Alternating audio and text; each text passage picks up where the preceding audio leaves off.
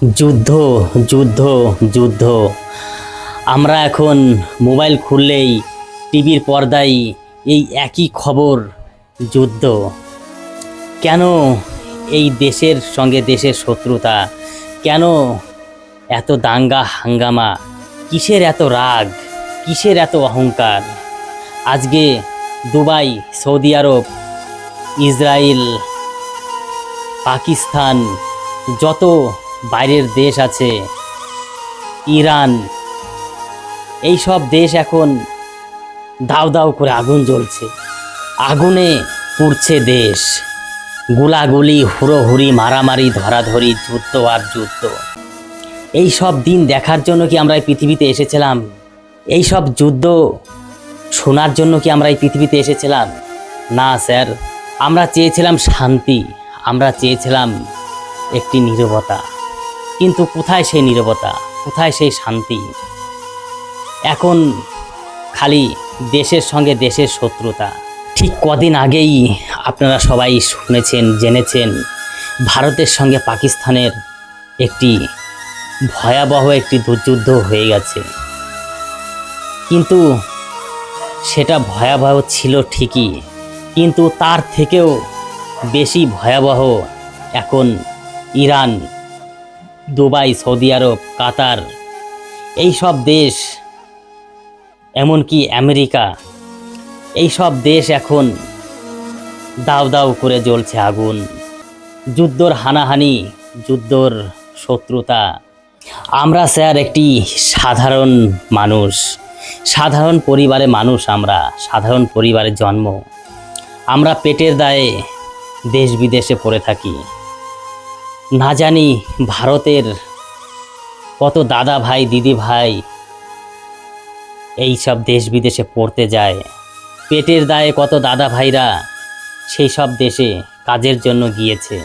যদি এরকম যুদ্ধ হয় তাহলে সেই সাধারণ মানুষরা কোথায় যাবে?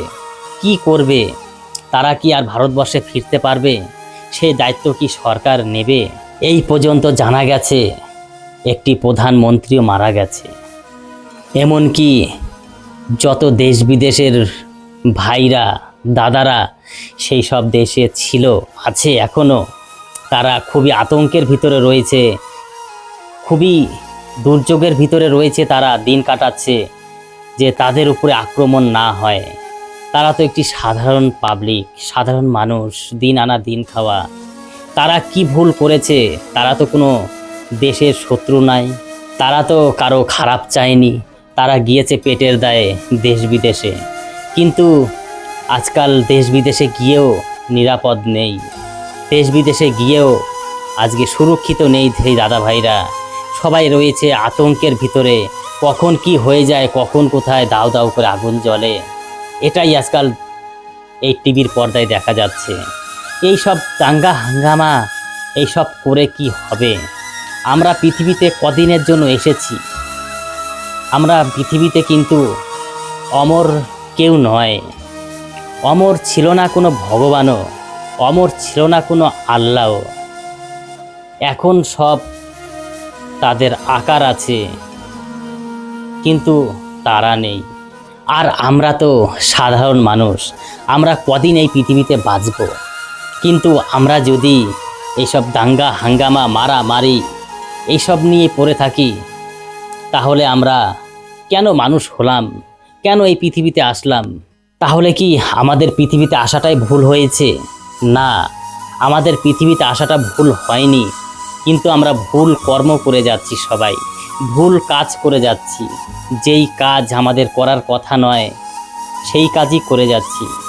হিন্দু ভাইরা মরলে যাবে চিতায়, মুসলিম ভাইরা মরলে যাবে কবরে।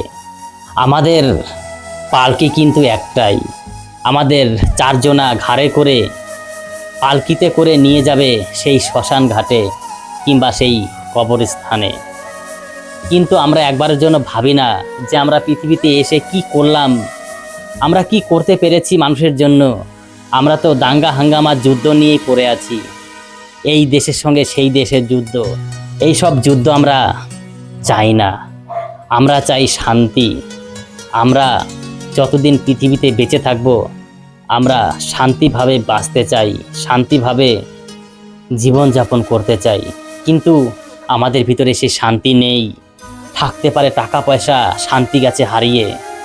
আমাদের সঙ্গে কি যাবে স্যার? আমাদের সঙ্গে কিছুই যাবে না।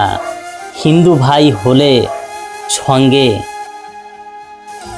একটি পরনে যদি একটি কাপড় থাকে সেটাও খুলে নেবে, আর মুসলিম ভাইরা তাদেরও সঙ্গে কিছু যাবে না। তাই আমরা যতদিন পৃথিবীতে বাঁচতে চাই ততদিন আমরা শান্তভাবে বাঁচতে চাই। আমরা এই পৃথিবীতে এরকম যুদ্ধ চাই না, এই দেশের সঙ্গে সেই দেশ শত্রুতা চাই না।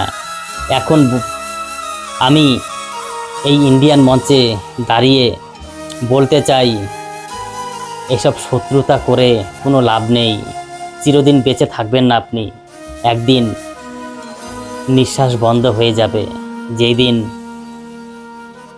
আপনার কোনো চিহ্নই থাকবে না।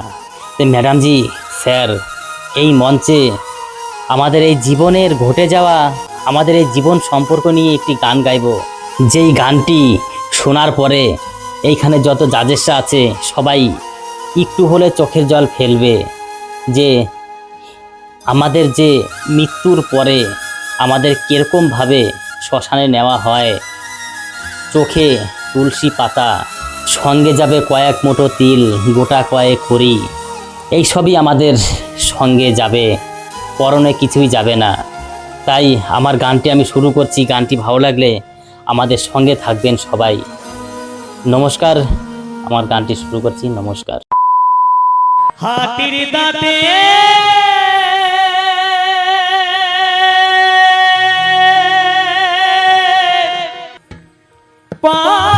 পালঙ্ক তো রইবে খালি পড়ে,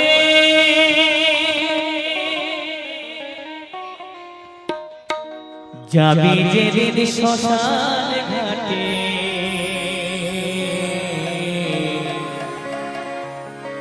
বাঁশের দোলায় চড়ে।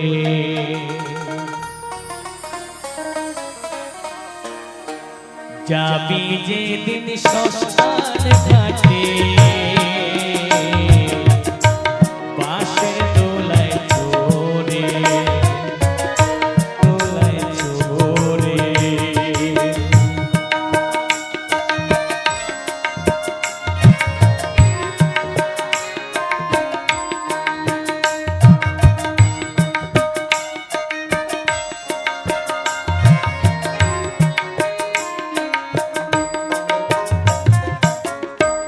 পড়ে আপন ভেবে রে বাঁধবি সুখের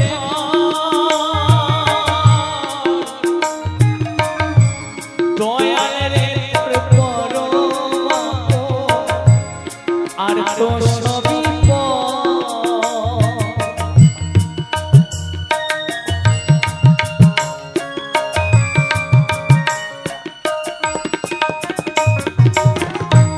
পড়ে আপন ভেবে রে বাঁধবি সুখের मुझे ये बहुत अच्छा लग रहा है, तुम्हें इस बात का एहसास नहीं है तुम में क्या है। भगवान का दिया ऐसा आशीर्वाद है, तुम्हें एहसास नहीं है। मुझे नहीं लगता इस इंडियन आइडल मंच पे किसी ने इतने दिल से सच्चे सुर लगाए हैं। मैं बस रोई नहीं हूँ, मेरे आंखों से आंसू निकलते हैं जब मैं अच्छा गाना सुनती हूँ, पर आज मैं दिल से मतलब आई हैव अ सॉबिंग, क्योंकि मुझे ईश्वर दिख गया आज आपकी आवाज़ में। धन्य है ये स्टेज, धन्य है ये मंच, हम धन्य हैं। I mean, come For more updates, subscribe to our channel